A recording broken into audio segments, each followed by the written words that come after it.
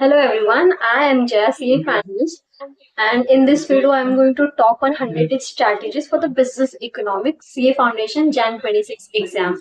So this 100 days I have divided depending upon the syllabus, revision and then mock test. So in first 50 days what you can do is focus on completing the syllabus. अभी क्या होता है अगर 50 days में अगर आप दिन के 2 घंटे निकालो for the economics, then the 15 days is more than enough to complete your whole syllabus.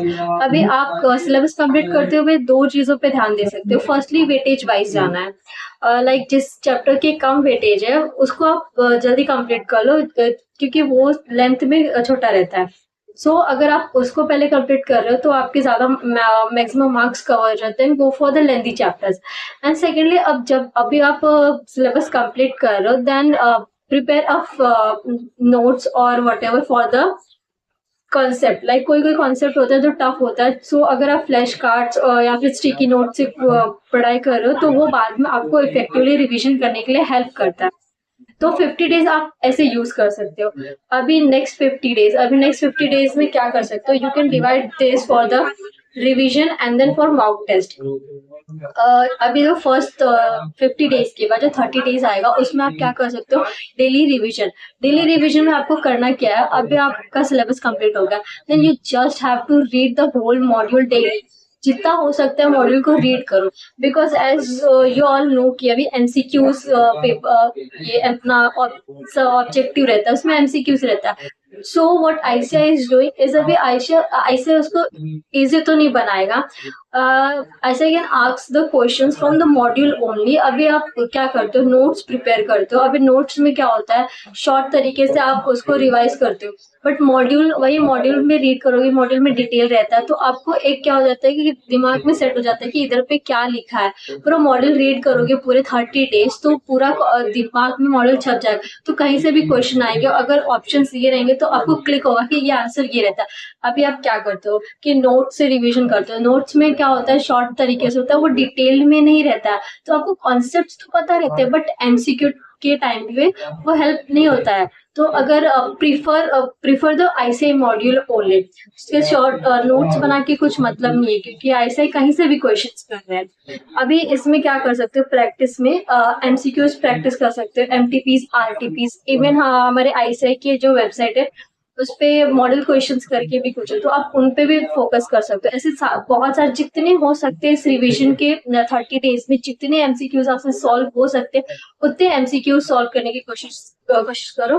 और रिवीजन तो डेली रखो, डेली 2 आवर्स. अगर सिलेबस भी कर रहे हो तो 2 आवर्स, अगर रिवीजन भी कर रहे हो तो 2 आवर्स. दिन के 2 घंटे for the economics for the 100 days is more than enough even to score examination. अभी एमटीपीज, आरटीपी, फिर मॉड्यूल के क्वेश्चंस हो गए. इसमें 30 डेज में आपको क्या करना है, सिर्फ रिवीजन एंड देन अपना मॉक टेस्ट देना है. जैसे 30 डेज में आप रिवीजन करो, रिवीजन करते करते अगर आप टेस्ट दे रहे हो और तो उससे आपकी एक कॉन्फिडेंस बिल्ड होता है कि हाँ मैं जितना रिवीजन कर रहा हूँ या कर रही हूँ वो मैं सॉल्व भी हो रहे मेरे से क्वेश्चंस. ऐसा नहीं कि सिर्फ रिवीजन पे ध्यान जा रहा है. अगर आप रिवीजन सिलेबस भी कंप्लीट हो गया, रिवीजन भी हो गया, बट आपने मॉक टेस्ट नहीं दिया तो आपको एग्जाम में बहुत ज्यादा प्रॉब्लम हो सकती है. एक बार मॉक टेस्ट दे के जाते हो तो मेंटालिटी बन जाती है कि हाँ मैं कर सकता हूँ ये सब. अभी नेक्स्ट 20 डेज आप क्या कर सकते हो, फर्स्ट 50, 30 एंड 20 डेज. अभी नेक्स्ट 20 डेज में आपको क्या करना है, इसमें आपको पता है मॉडल जितने भी आपने रीड किया ना उसको रिकॉल करने की कोशिश करो. 30 डेज तक आपने क्या किया, पूरा रीड किया है अपने इकोनॉमिक्स के मॉडल को. तो नेक्स्ट 20 डेज में क्या करो, उसको रिकॉल करो कि किस पेज पे मैंने क्या देखा था, क्या लिखा था, कौन से कॉन्सेप्ट्स आते हैं. अभी रिवीजन बार बार आप देख के करते हो, बट रिकॉल में क्या होता है, आंखें बंद करके हमें क्या करना रहता है, रिकॉल करना रहता है. तो उससे क्या होता है, जो भी मेमोरी में सेट होता जाता है हमारे दिमाग में कि हाँ इस जगह पे ये लिखा है. तो ये एक रिवीजन इज ठीक है, रिवीजन कर रहे हो बट रिकॉल कर रहे हो, इसका मतलब आपको एग्जाम में भी वो हेल्प करेगा. एग्जाम में आप बुक खोल के नहीं फटाफट रिवीजन कर सकते हो, एग्जाम में आपको रिकॉल करना पड़ेगा. तो इसलिए हम लास्ट 20 डेज क्या कर सकते हो, उसमें रिकॉल करने की प्रैक्टिस करो कि कितने मॉड्यूल में हमने क्या क्या पढ़ा था, क्या क्या लिखा है, कौन सा कॉन्सेप्ट किस पेज पे, कौन सा चैप्टर कहाँ से स्टार्ट होता है. तो इससे क्या होगा, ये आपको एग्जाम में बहुत ज्यादा हेल्प करेगा. आपको ये वो जो आदत होती है ना फटाफट पन्ने पलट के देखने की रिवीजन के टाइम पे, वो रिकॉल करोगे तो एग्जाम में क्योंकि वही हेल्प करने वाला। तो try to recall everything in the last 20 days। अभी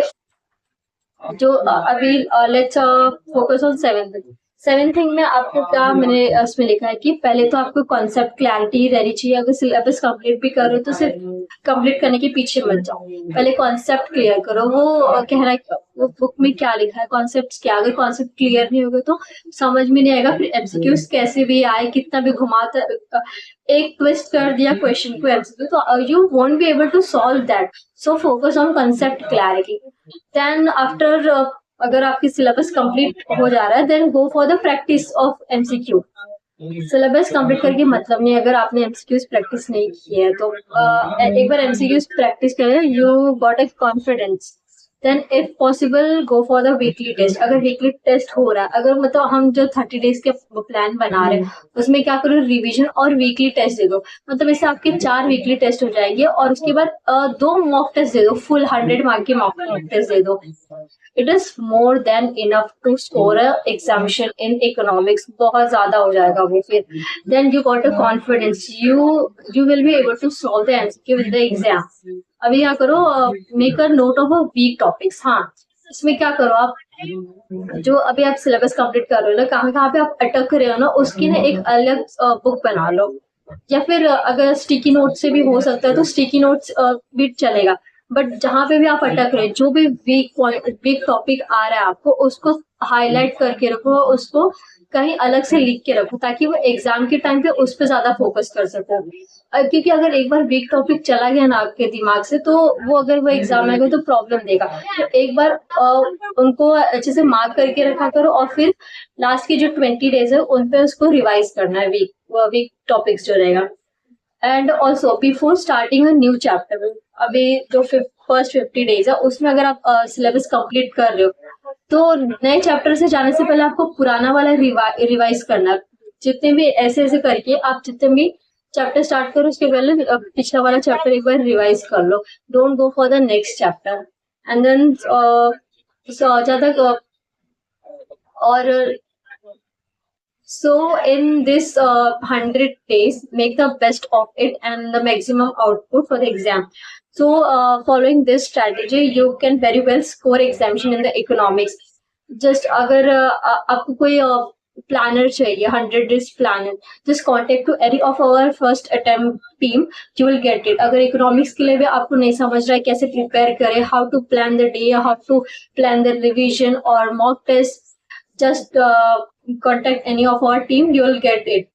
So इस तरीके से आप 100 days अगर कंसिस्टेंटली विथ डिसिप्लिन अगर आप फॉलो करते हो तो आप आराम से एग्जामिनेशन आपको आ ही जाएंगे और एग्जाम टाइम पे आपको प्रेशर भी नहीं रहेगा। So with this I will conclude this video and I hope you will score good in examination, and I hope this video is very helpful for you. So with this, I'm signing off. Goodbye.